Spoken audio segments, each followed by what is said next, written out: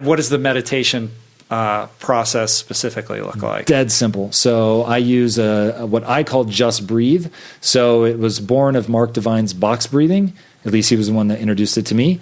So he preaches, do it 4 equal parts. So you've got the inhale is the exact same length as the inhale hold, exact same length as the exhale, exact same length as the exhale hold. Now doing that made me feel out of breath. I just felt weird.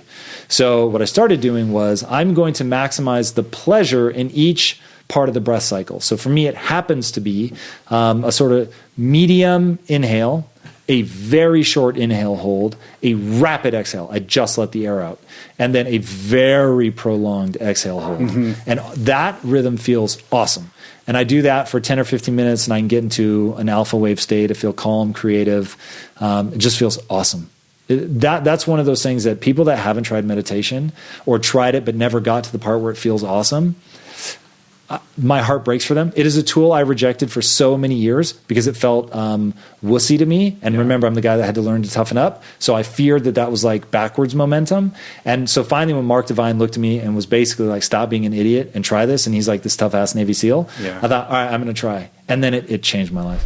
So I have a slightly different take on meditation. And if you've been struggling with meditation in your life, this might help. I first off believe in the power of meditation. I believe the science, I believe all the studies, and I used to judge myself and feel really bad about it because I felt like I couldn't meditate. I would sit there on the couch or on the pillow or on the bed or lie down, and I never felt anything when I was meditated. I could sit and I could be present and I could do it and I could sit there for 20 minutes and it felt like 20 minutes.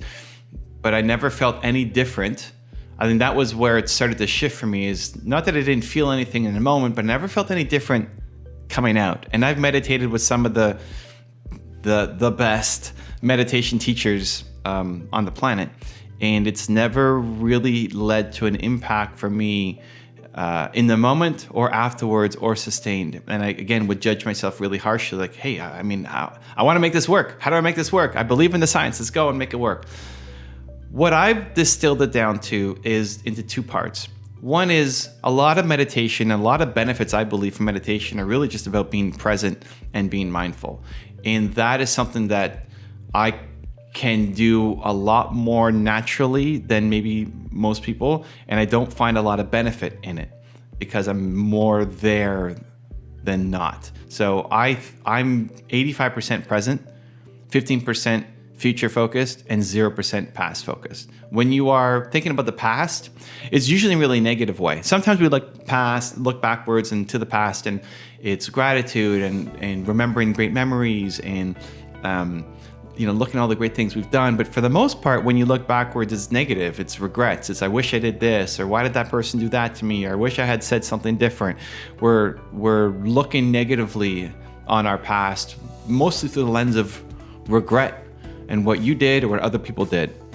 And when you're looking forward, entrepreneurs love looking forward and the vision and the building and what you can create and all the amazing things.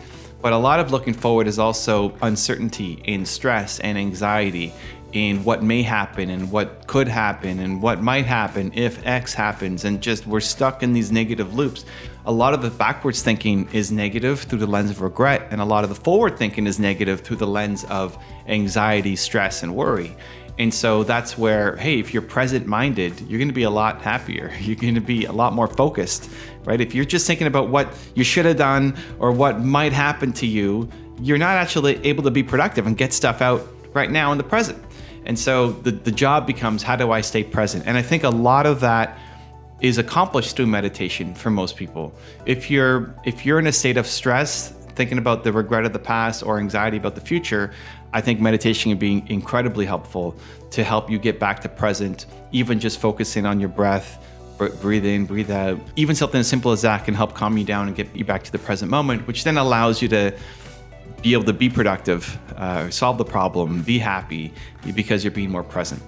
So for me, that's actually quite easy. I'm in the present a lot more than anywhere else. And I used to think it as a negative. A friend of mine used to make fun of me for having a bad memory. It's like, you have such a bad memory. It's like, and I later realized I don't have a bad memory. I one, remember what's important to me, but two, I'm not living in the past. Like I don't care about what happened. I'm looking at right now, today. I don't know what day it is.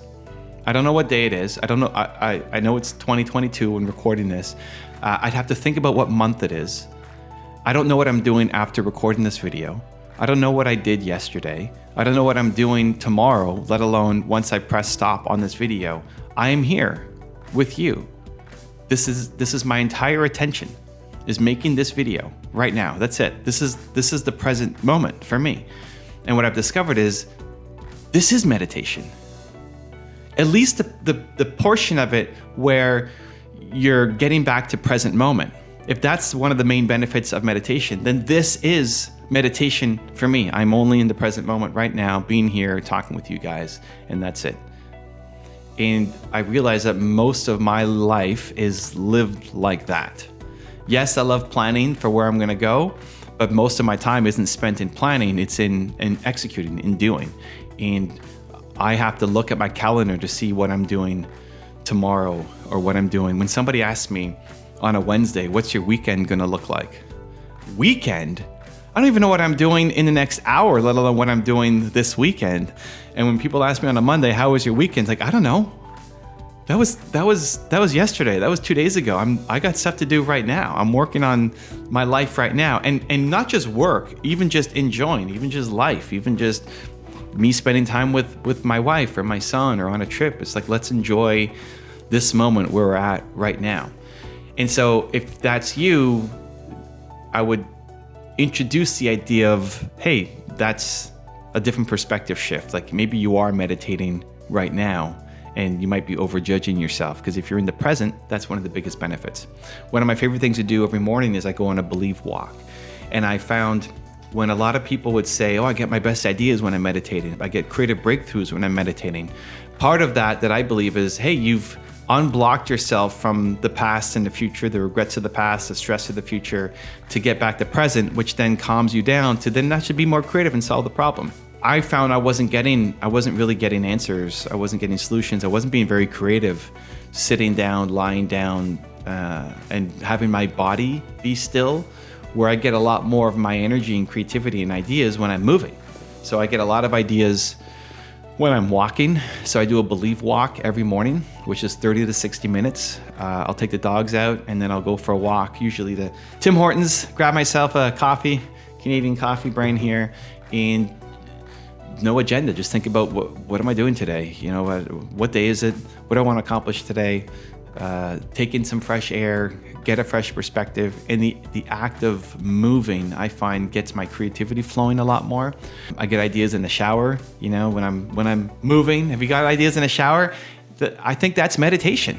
Maybe it's a different version of it or a different definition of it, but I think that's meditation, where you can calm down, when you can focus on present, and you get some great ideas that come. I'm selling my place. We just bought a new house. We're selling this place, and the studio looks a little different. Normally I'm filming in my car because we're running some errands, or my regular studio. And to get this place ready to sell, you know, we wanted to have a place that everybody could connect to. And so what my agent did was make an office in a different room, and I'm sitting down, and I have not sat down for 2 years. I don't know when the last time I sat down to actually work. And you might even notice me, I'm shuffling around a little bit. I like to move. Normally I'm on a trampoline and I'm bouncing 20 to 40,000 times a day. And I got that because I would find that when I did phone calls, I would much rather stand up and walk around the office than just sit down. And so I'm a lot more creative and have a lot more energy when I'm moving. And maybe that movement in my energy creates movement in, you know, brain energy and capacity and thinking and creativity as well. But all of that is my form of meditation. And so anytime that I would challenge you to at least consider the fact that anytime that you're present, anytime that you are focused on something, that you can consider that part of the benefits of meditation. The second part of meditation that I haven't fully connected to yet, and I don't have a solution for yet, is when you access theta waves. And that's basically when you're bouncing between conscious and subconscious, and where you feel like time flies. So for me, when I sit down or lie down doing a meditation, if it's 20 minutes, it feels like 20 minutes. And I don't think I'm hitting any theta levels. I can sit there and be present and focus on my breath, or, I've chewed a cookie for half an hour or an hour and never swallowed it. Like the focus and the presence I can do, but it still feels like it's 20 minutes or half an hour or an hour. I've never had I sat down for an hour and, it felt like I was only out for 5 minutes. I get that more through the work that I'm doing. I get that more. I recently did a 6-hour Q&A with Tom Bilyeu's Impact Community on his Discord, and it was 6 hours. I didn't go to the bathroom. I didn't take a break. I was reading the questions and answering the questions. My throat was burning. Didn't even notice it till the end, and that 6 hours flew. Where that felt. If you asked me how long was it, I would have said, I don't know. It was like 20 minutes, half an hour, like 6 hours. 6 hours later, still going, and then we eventually wrapped it up because I needed to go to dinner and hang out with my wife, where I said, I'm going to do this short little Q&A, and it turned out to be 6 hours. So maybe that's even a better form of meditation. Maybe when you're in your purpose and doing great work and time flies because you're having fun, maybe that is a better form of meditation for you if you struggle with just sitting down and meditating. Maybe doing that work is healing. I think a lot of people meditate to heal. And I think a part of why that could work is because you're, again, removing the stress of the past, of the regret of the past, and removing the anxiety and stress of the future. And when your body's all stressed out, it's not going to heal, right? But when you can get back to present and remove the stress, you create the conditions for healing in your body. Well, I remember when I broke my neck in 2019 and I kept doing my tour, I kept staying on it because I wanted to be around entrepreneurs. I wanted to keep doing I could have canceled the tour, wouldn't have been a big deal, but that became healing for me, in feeling like I was serving, that I was helping, sitting at the front of a room for 4 hours with immobilized, neck brace on, ice packs, on my neck, 2 or 3 pillows behind me, and I couldn't move for 4 hours, but just talk. That became healing for me. And so at least what's helped me for where I'm at right now, I'm totally open to new experiences and being changed and swaying my opinion. But for where I'm at right now, staying present and doing not just the work, but doing activities that you enjoy, that you feel are in service to others, that you feel like you're living your purpose, that you feel like you're having an impact. Think about the things that you love doing where hours get lost. I'm not talking about like opening your phone and scrolling through Instagram when you realize that 2 hours have passed and like, how did I just waste all this time? Not that, but in service of others and helping. See, I'm moving around right now. I gotta move. I can't sit still. I don't like it. When I get into creative ideas, I gotta move. I play with my ring, the ring is all over the place. It's not just on my finger. This gives me more creativity. Like the motion creates more creativity for me. And so if you find those things where you love doing, it's in service to others, it's helping people, time gets lost, and you feel it in your heart and your soul that this is the right thing for you to be doing for where you're at right now, that maybe that's, maybe just maybe that's the form of meditation that you need the most. That by staying present and helping others and being in service, maybe that's all the healing that you need. Maybe that is the present mind that you need. Maybe that is the focus that you need. Maybe that is the meditation that you're already doing. And if that gives you some extra perspective or a different view on meditation than what you might hear other places, I hope that helps maybe judge yourself a little bit less, or maybe lean into something that you thought didn't exist, because it's certainly played a huge impact on my life. And thank you for allowing me to share this story with you. Also, to make sure you're actually taking action after watching this video, I've designed a special free worksheet just for this video. The worksheet will highlight all of the lessons learned in this video, as well as pull out our 3 favorite learnings and quotes that will inspire you to actually do something. The worksheet will also give you space to write down what your key takeaways are and your specific plan of action to make sure you're getting results. If you want the worksheet designed specifically for this video, absolutely for free, there's a link in the description below. Go click on it and start building the momentum in your life and your business. I'll see you there. If somebody's giving you advice about something that they have not done in their own life, then they have basically a 0 believability score. And somebody who has a 0 believability score shouldn't be pushing their idea like they know something. They should be asking a lot of questions. Now, when you're talking to somebody that's done it, Ray Dalio's saying is 3 times or more. If they've successfully done something 3 times or more, then they have believability in that area. So you want to find people that have believability, that really know what they're talking about, and then you should listen. You should ask a lot of questions. You should really come to understand it. If they haven't done that, they may still have amazing ideas, but what you need, because sometimes a novice has really fresh insights because they're just not stuck in the dogmatic ways of thinking that experts usually get into, but you need to be thinking about it differently. So rather than listening to their conclusions, you should be trying to understand their methodology. How did they get there? What is their process, their reasoning for making the statement that they're making? Now, if their reasoning is sound, then their conclusion may very well be worthwhile, but you have to understand their reasoning. So one of those 2 things. So either they are an expert in that area and thusly you should listen, or they are not, and you should only be thinking about what their process was to get to that conclusion. And then you have to be able to derive your own assessment as to whether or not you should listen to them. There's not going to be anything more empirical than that. If you want to do something extraordinary, you have one job. Leave your fellow humans in awe. Now, when you think about, holy shit, my job as a parent, as an entrepreneur, as an athlete, as a speaker, as a whatever you want to be, you've got to get so good at that thing that when people see you do it, you make them experience the most potent human emotion, and that is awe. To get that good is a terrifying journey of self-discovery and confronting who you really are. Because you cannot make change until you acknowledge where you're actually at. Now, why?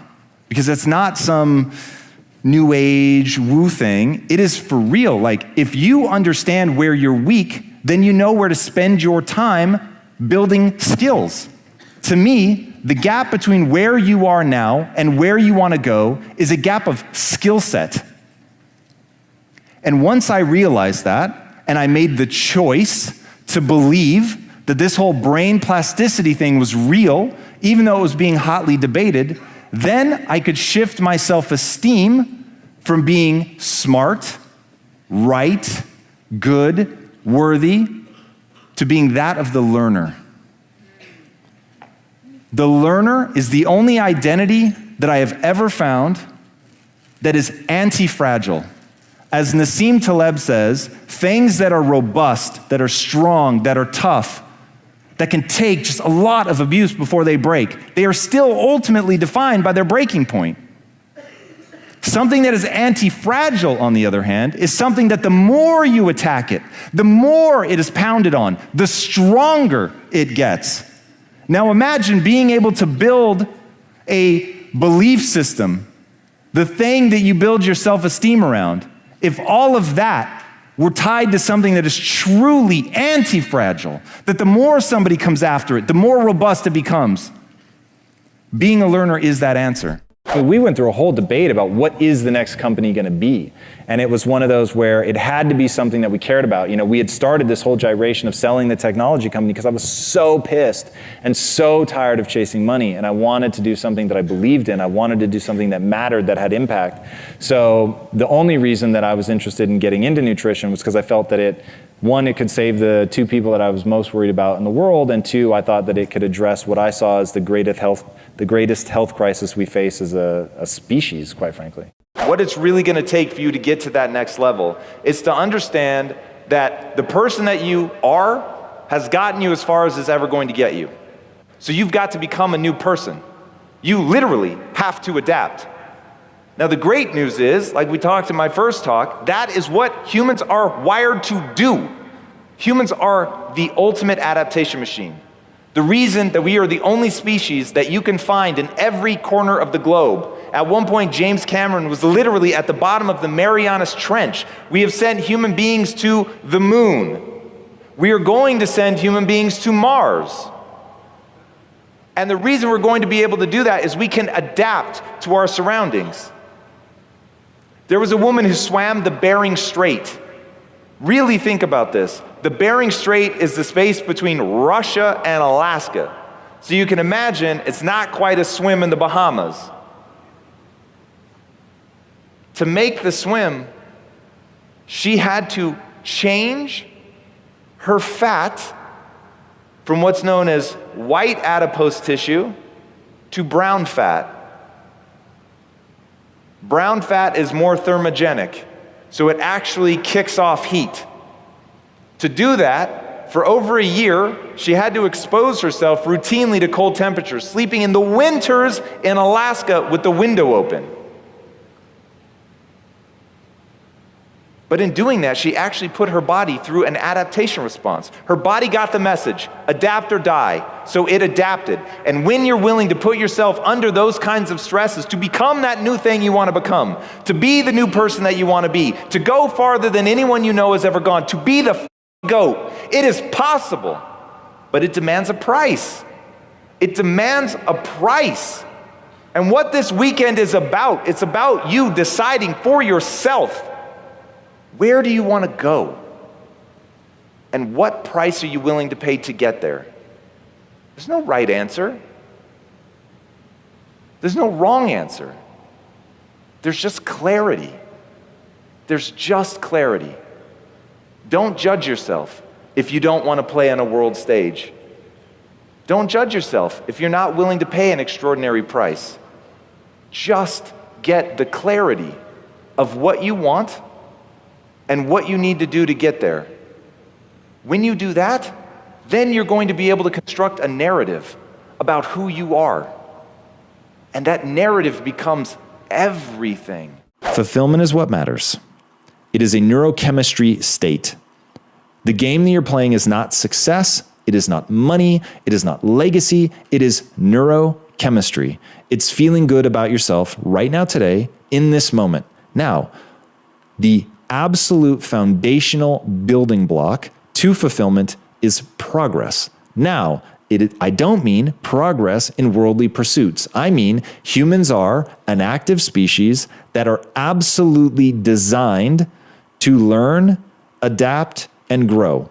We are the ultimate adaptation machine. Now, when nature wants us to do something, it incentivizes that thing with pleasure. So, if we're the ultimate adaptation machine designed to learn, grow, and get better, then it's going to make that process intensely pleasurable. Now, what it doesn't incentivize is the obsession over where other people are, whether or not we have unique ideas, whether or not we're valuable. None of that is going to bring you joy, okay? As they say, comparison is the thief of joy. So, hey, if you really want to f with yourself, jump in the Instagram feed and look how other people are crushing it and obsess over that.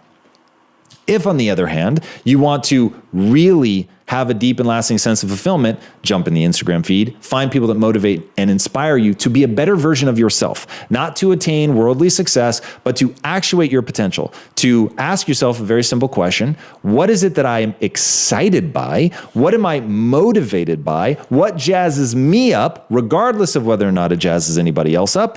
And now I'm going to go get good at that thing. And that progress is the foundational building block of happiness. I knew exactly what I wanted. I had my why. I had my goal, and it was very specific. And this is the thing about goals. They have to be incredibly specific. And my goal was to end metabolic disease. Not sell a lot of protein bars, that was not the goal. I wanted to end metabolic disease, and that informed every choice that we made as entrepreneurs every time that we had to answer a hard question, one that might impact profitability, or how late we were gonna have to work, or what we were gonna have to do, and it almost always was difficult, including, by the way, we had to become our own manufacturers, which we did not want to do. We wanted to outsource it, we just wanted to be marketers, but nobody would make the bar for us. Or they would, but they said that we had to add sugar to it. And we asked a simple question: will that help end metabolic disease, yes or no? If yes, we'll do it. If no, we won't. And it wouldn't, so we didn't. It starts with that specific goal.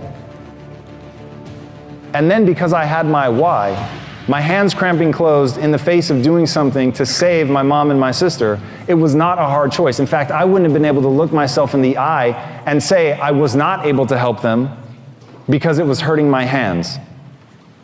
Right? It sounds ridiculous when you say it like that, but most people don't have a personal tie to what they're doing. Mother Teresa has an amazing quote: "No one will act for the many, but people will act for the one." And so as you guys go into your jobs and you think about what you're trying to do, find a way to stop making it a job. Find a way to make it a calling, a vocation, something that really meets that why, your desire to connect or do something great for people. Motivation. You have to want it. It has to be something that you are on fire for. Literally, as you were describing it, I was like, oh my God, I would study so much. I would ace this exam. You have no idea. I would absolutely kill this. Because that's my identity. So why is it that you want to do this? Is it that you want to be the best? Is it just the promotion? If it's the promotion and this is just about money, what does that mean? Why does it matter? What are you going to do with the money? Are you the first person in your family to be promoted that far? Are you setting an example for your son or your daughter? Like when you attach it to something that really matters, like for me, it's like, I'm going to dominate. Wherever you put me, I'm going to dominate. That's just my thing. My identity is so wrapped up in outworking everybody else. I love it. So I love going hard, learning, putting more time and energy. My thing is part of my identity. You ready for the secret? Part of my identity is like, I will work so hard at something that people will just assume I'm naturally gifted at that thing, because the alternative to believe that I'm spending 40 hours a week on top of my full-time job to study for that thing, people, they won't believe that I would put that kind of energy and effort into something. But I will. And so to them, it just looks like magic. Now, I love that so much that it becomes very easy for me to use identity statements. Okay? So we've got motivation. We're getting amped about it. It matters to us for some reason. Now we've got identity statements. I'm the type of person that works so hard, people assume it's magic. I'm the type of person that works so hard at something that people just assume I'm naturally talented, okay? I love that. I love saying that about myself. I love knowing that it's true. I love knowing that I can trust myself to put in the time and the energy to own it, because I'm the type of person that knows information is really power. And that if I go in and I work and I get better at this thing, that I'm going to be able to outperform other people, right? Skills have utility. This is one of the most common reframes ever. Worth, being good enough, being right, being smart. Guys, these are very fragile ways to think of yourself. And I understand the temptation because it feels really good when you do feel worthy. It feels really good when you are right. It feels really good to actually be the best at something. But the truth of the world, just the truth of the world, it is this way. You're always going to encounter somebody better, stronger, faster, more pious, more worthy, more whatever. So if you live in a world of comparison, it will rob you of your joy. Even people who, like Michael Jordan, if you put him right now up against most rookies, the rookie's gonna win. Rookie's younger, faster, hungrier. Michael's just lost a step, he's gotten old.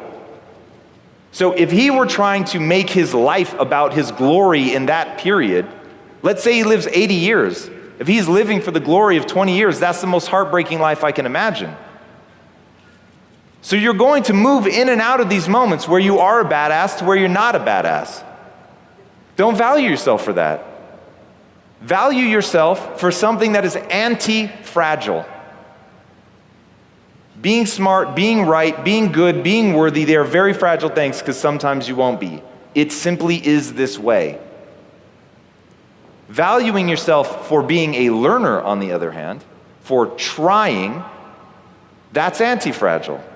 Because the more somebody attacks you for being dumb, but you build your self-esteem around learning, the first thing I think when someone says I'm dumb is awesome. In what way?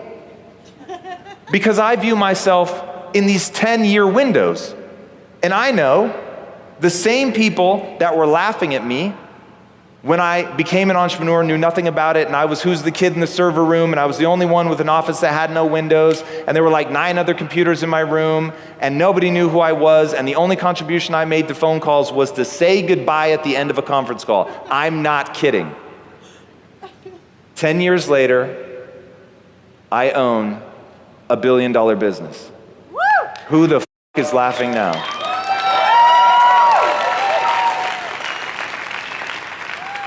But it only worked because I didn't mind looking stupid. It only worked because I wasn't asking myself whether I was worthy or whether I deserved it. I just asked myself, am I leaving it all out on the field? Yes or no? Am I learning? Yes or no? And if I'm not, I didn't go, oh, that makes me a bad person.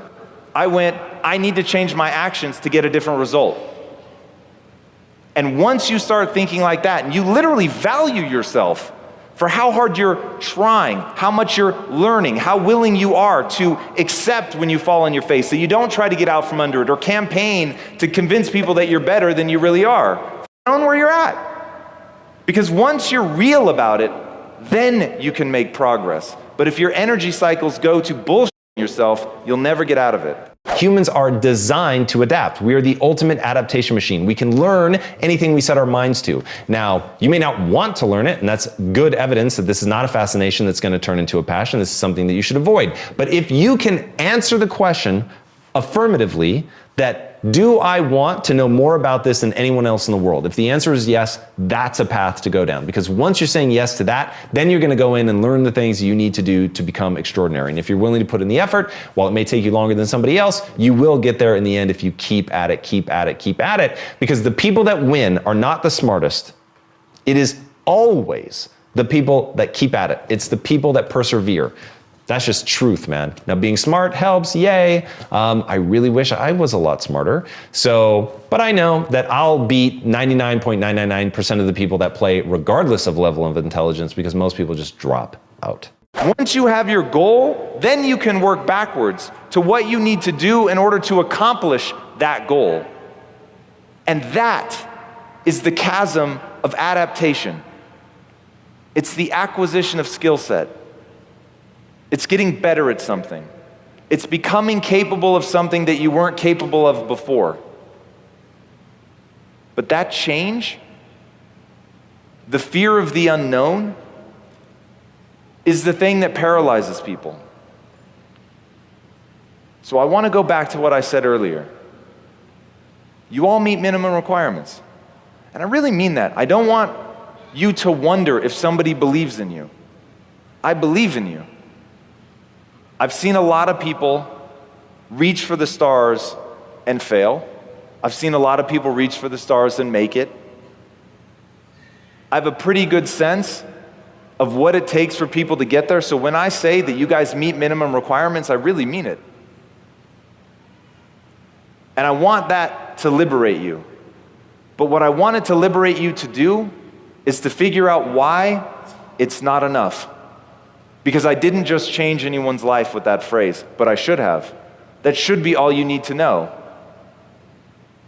But there are other things stuck in your perception of who you are, in the lens by which you view this world, that convinces you that you can't make it.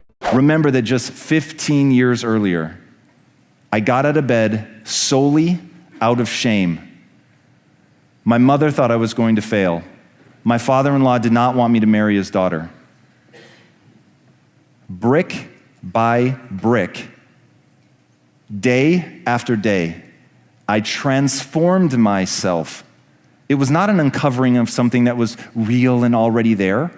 It was simply acknowledging I am a hopelessly average human, but humans are the ultimate adaptation machine. So I can change. I can become whatever I want. And I just became single-mindedly focused on how much I could grow. And now that I was getting value and self-esteem out of growing instead of out of being, everything in my life changed. So 15 years later, my father-in-law visits the US for the first time since we started Quest. And I'm taking him around the production floor. And there's 300,000 square feet, there's 800 employees, the bars are coming off the line at 1.5 million a day. People are coming up and thanking me for having a job and for the way that we run the company and all that. And I turned to him and I said, Andreas, do you remember asking me how I was going to take care of your daughter? And he said, yes. And I said, how am I doing? And he just burst into tears. And the punchline of that story, it does not matter who you are today.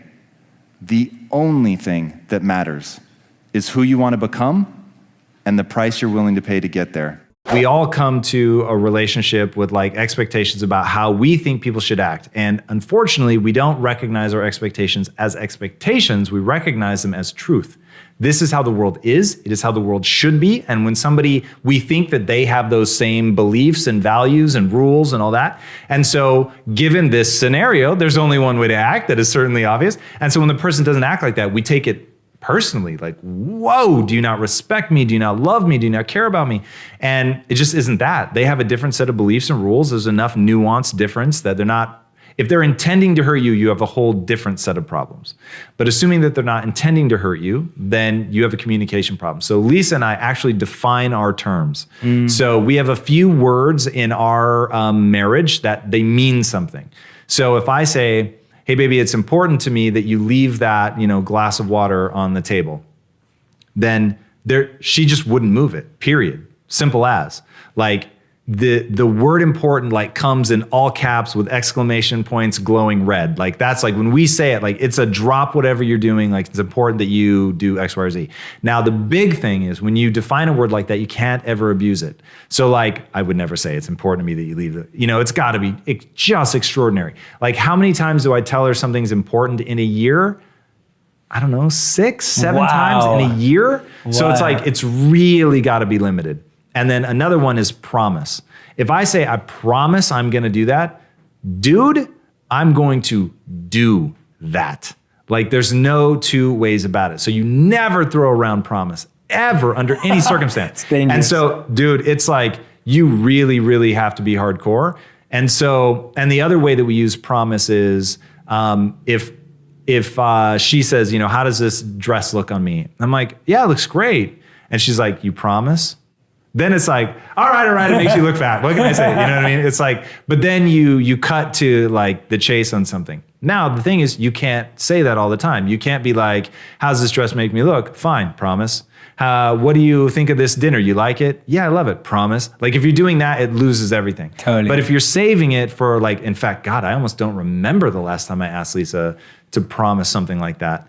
But you know that you haven't. We certainly use it more in the early days of our marriage. But even then, like how many times a year? 3 or 4? I mean, it's like, but it really forces you to respect these things that you make sacred in your relationship. The man on top of the mountain didn't fall there. It's so tempting to look at people that have achieved the extraordinary and dismiss them as being more talented than you, better than you. But what you need to see is the simple truth.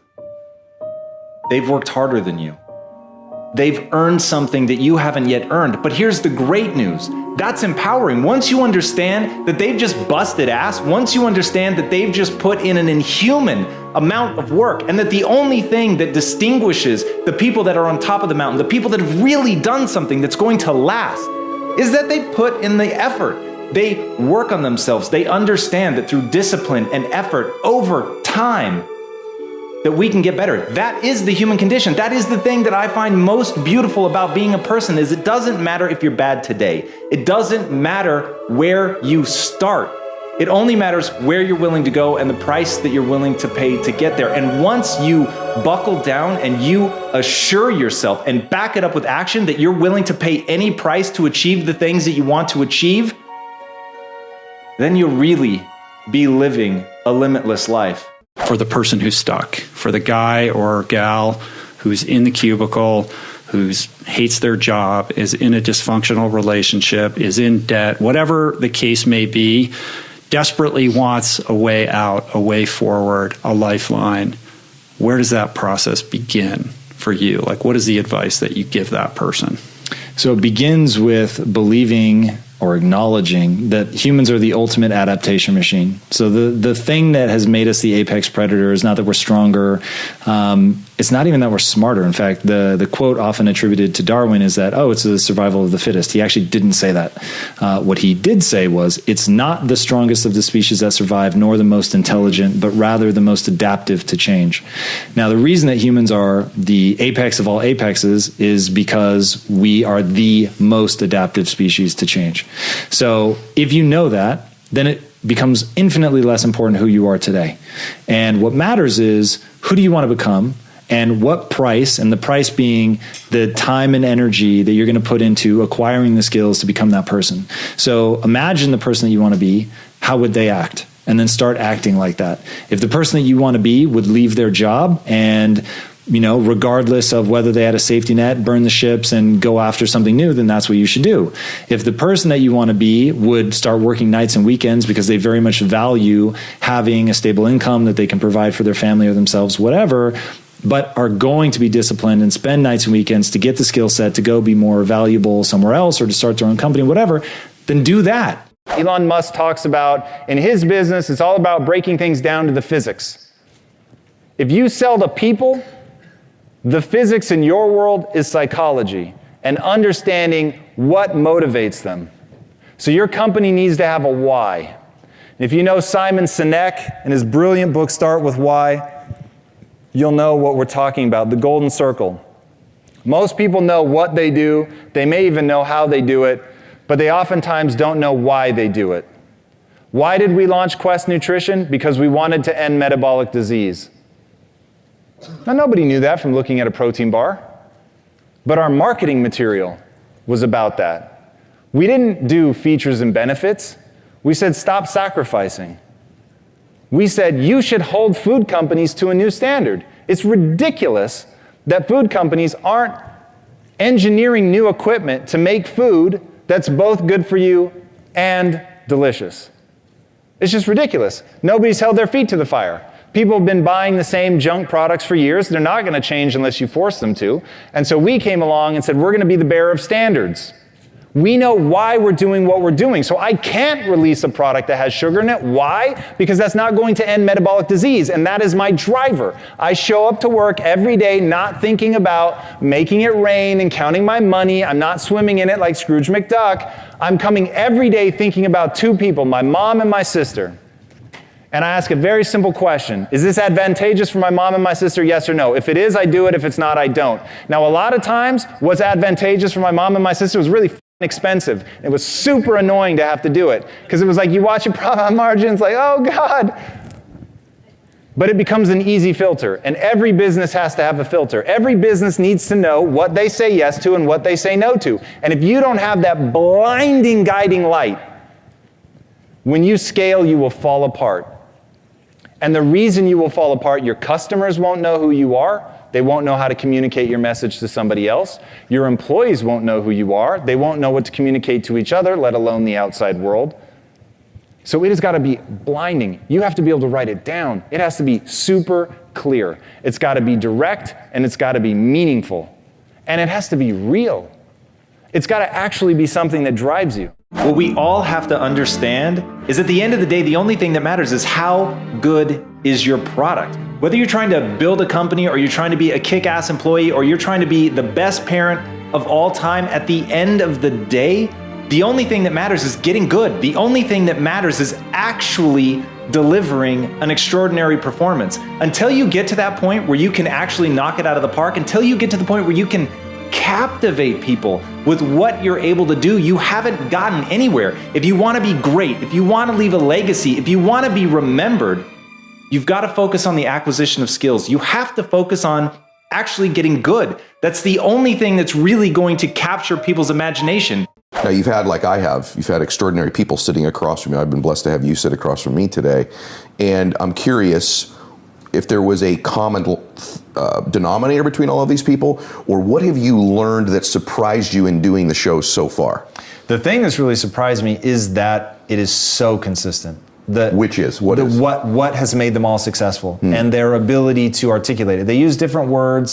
Some people come at it from different angles. Everybody has something fresh. I heard a quote one time, and it so terrifies me. This, in fact, over a long enough time period, people are going to hear this quote from me so many times because seriously, man, I'm not joking. This scares me. Wow. And it scares me enough that it has a daily place in my life. And that is, genius is a young man's game. And when I heard that quote, I thought, whoa, the one thing that all of us touch for the briefest of moments is youth. And if you're lucky, what you'll get is a whole lot of middle age and then some old age, but you don't get a lot of youth. And so I just thought, ooh, that's really scary. And they were basing it on the number of people that win Nobel Prizes. It's almost always for work they did in their 20s and 30s, almost always. And I thought, oh, I don't like that. And so looking at why that, and the reason, I guess this is important to say, the reason that I didn't like it was I felt that my youth was really whipping by and I hadn't accomplished the things that I wanted to accomplish. So if I'm, my youth is whooshing by me, how do I make sure that I can access genius at any time? Genius shorthand for like playing at the absolute best of your game and really changing things, like really having an impact. And this is one thing I think you and I share, like, no bullshit. I want to have impact in the world. So if I just wanted to be rich, Lisa and I would have bought an island and retired, years ago. So clearly there's something more that's motivating me, and that thing is impact and really touching lives. So it's like wanting to be able to do that. I don't want to say, well, I had this brief window in my youth and I either did or didn't make use of it. But even if I did, I don't want the rest of my life to be looking back on that. So another quote that drives me, your future should always be bigger than your past. So, all right, you've got genius is a young man's game and a personal belief of mine that you should always be looking towards doing something more than you've ever done. And so you put those two together and I just knew I had to solve for that problem. And the only solution that I have for it is switching things up, like you said, to live at the edges. And the same book was talking about the people that do end up getting either multiple Nobel Prizes or prizes for work they did later, is it's people that would routinely change so that they would have these two overlapping areas. So like chemistry and physics, and like where those two meet, like there's new discoveries and new ways to challenge your own thinking. And so always staying fresh, always challenging my own thinking, always looking at how am I wrong? Most people go into an endeavor with the confirmation bias. In fact, you just brought that up. So it's like, I'm so aware that by nature, like everybody, I just want to be told how right I am, how amazing the way that I'm thinking is.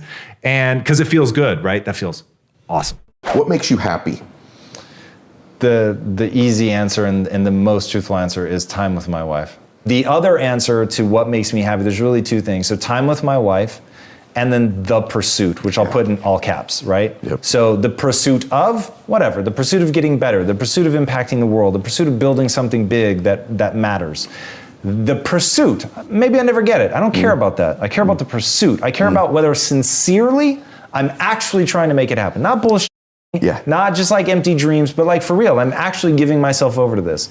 And I spent a lot of time in the inner cities. I big brothered for this one kid for 8.5 years, completely changed my life. And then having 1,400 employees and about 1,000 of which grew up hard in the inner cities. Hard, I mean, most of them grew up in Compton. I mean, it was just some of the most extraordinary stories I've ever heard.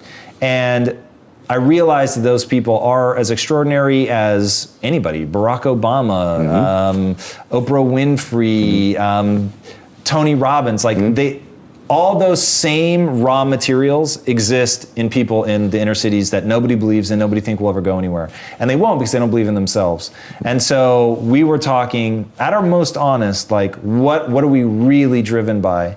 And I'm driven by that moment of awakening, which I had in my own life where I finally realized, wait, I can learn new things. So just because I'm not good today doesn't mean I can't be good tomorrow. And that filled me with so much excitement. I want to see that in other people. And I want to see what the world looks like when other people realize, wait a second, that Steve Jobs quote that the world is made by people no smarter than you is actually true. Yeah. And so if you're believing that these people are smarter than you because you did bad on your SATs, I'm just going to tell you right now, stop.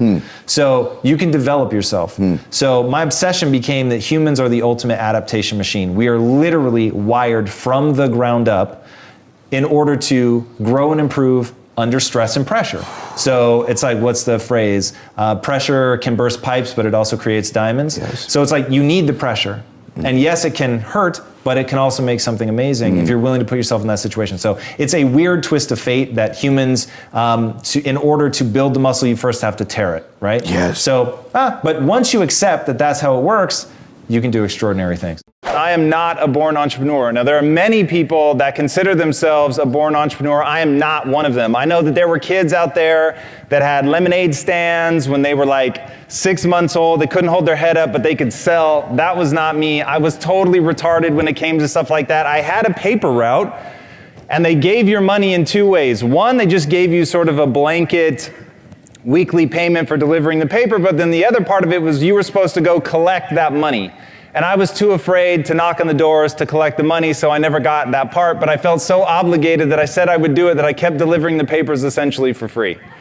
So that's where I started as an entrepreneur. My parents' biggest frustration was that I was epically lazy, and if they handed out gold medals for being lazy, I would have won, I assure you, hands down.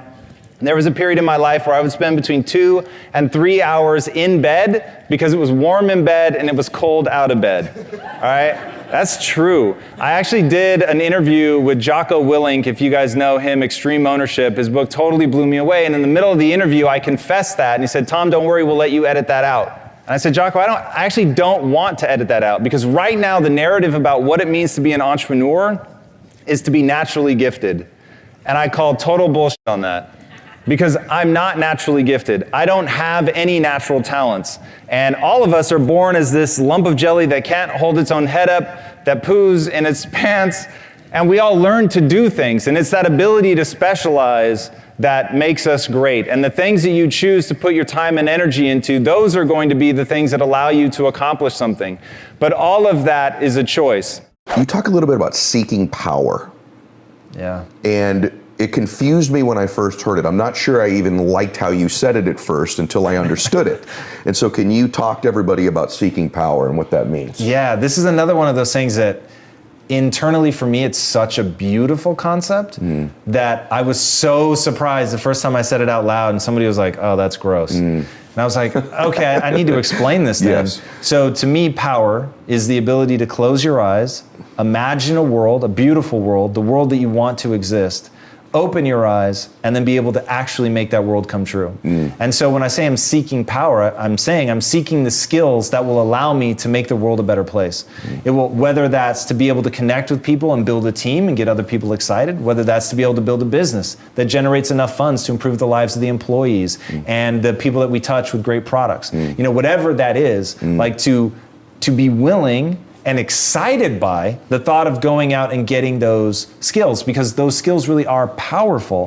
And to me, it's like people misunderstand power the way they misunderstand money. Any moment, you can choose to believe something new about yourself.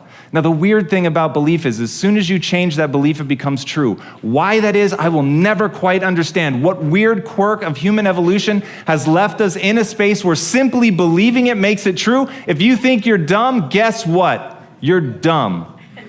Truly. And you will act in accordance with that belief, and that should scare the shit out of you, because it scared the life out of me. And I saw myself heading down a path that I did not want to be on because I believed that I was dumb. I had a fixed mindset. I used to only apply for jobs where I knew I'd be smarter than the person interviewing me because I did not want to feel badly about myself. But you can imagine the types of jobs that I got.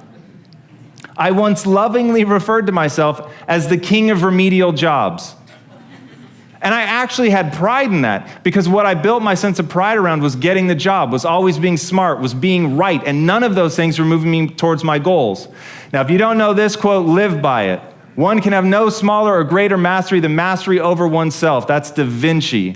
Da Vinci did amazing things with his life. I wanted to do equally amazing things with mine. And if that's the game that we're playing, if I can construct my belief system, if I can choose at any moment to believe something that's more empowering than I was believing the moment before, and that will actually find its way into my actions, allow me to do things that I couldn't do the moment before, then it's like that moment in The Matrix where Neo realizes he knows Kung Fu.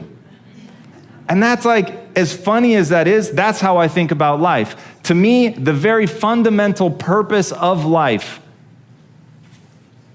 is to find out how many skills I can acquire that have utility, and then put that utility to the test in service of something greater than myself. I used to say to myself all the time, you're gonna get rich or you're gonna die trying. And so, starting as a copywriter, I started busting my ass. Step number 1, I convinced my wife, we're going to, because there were 2 other partners that hired me, I'm gonna pick an apartment that's no more than 5 minutes from either of them. That way, if they call me at 2 in the morning, I'll be there in 5 minutes, and they're gonna know no one else in their company is as serious as me. and I'm going to claw my way up this company, and I'm going to get whatever job I become the right person for, and I'm going to work my way up. And by the time we ended up selling that company, I had clawed my way through sweat equity into owning 10% of the company and being the chief marketing officer, from starting as the copywriter. The person that everybody asked, who's the kid in the server room, was the only person that didn't have a window. They literally put me in the room with all the computer servers. But starting from there, I knew I could wow people because I was willing to grind it out. And that is one of the most valuable things that anybody can do. If you want another amazing Tom Bilyeu video, check it out right there next to me. I think you'll love it.